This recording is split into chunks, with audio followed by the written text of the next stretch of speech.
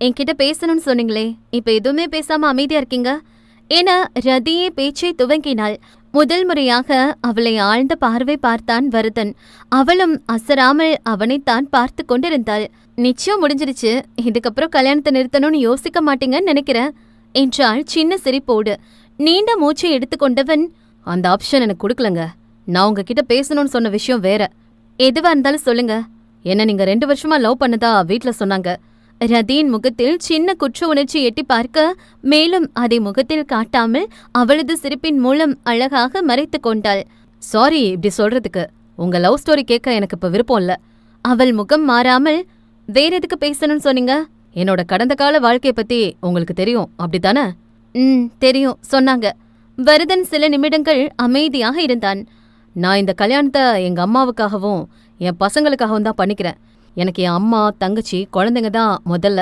அதுக்கப்புறம் தான் மத்தவங்க எல்லாரும். அதனால உங்களுக்கு ஒரு நல்ல கணவனா நடந்துக்க முடியுமான்னு தெரியல. அது நான் என்ன சொல்ல வரேன்னா, நம்ம மத்த கணவன் மாதிரி இயல்பா இருக்க முடியாது. நீங்க என்கிட்ட எதையும் எதிர்பார்க்காம இருக்கிறது தான் நல்லது.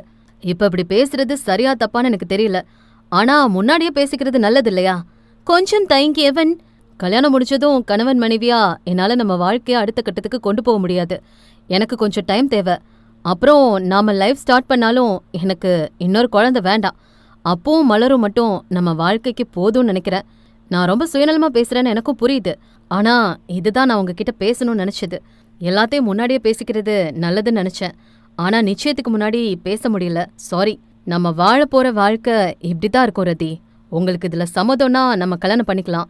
இல்லைன்னா எல்லாரும் கீழே தான் இருக்காங்க.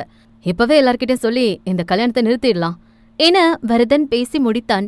ரதிக்கு அவனின் பேச்சை கேட்ட பின்புதான் நிம்மதியாக மூச்சு விட முடிந்தது. அவளுக்கும் இதுதானே வேண்டும். அவளும் வரதனுடன் அவள் வாழ்க்கையை வாழ இப்போது தயாராக இல்லையே. அதனால் வரதனின் முடிவுக்கு மனதார சம்மதம் சொன்னாள். உங்க முடிவுதான் என்னோட முடிவும். அதனால கல்யாணத்தை நிறுத்த வேண்டாம். பெரியவங்க முடிவு பண்ண தேதியில நம்ம கல்யாணம் நடக்கட்டும். கண்டிப்பா நான் உங்களோட நலன் விரும்பியா, உங்க குழந்தைங்களுக்கு நல்ல அம்மாவா இருப்பேன் என்று மனதிலிருந்து கூறினாள் ரதி. அவளை வியந்துதான் பார்த்தான் வரதன்.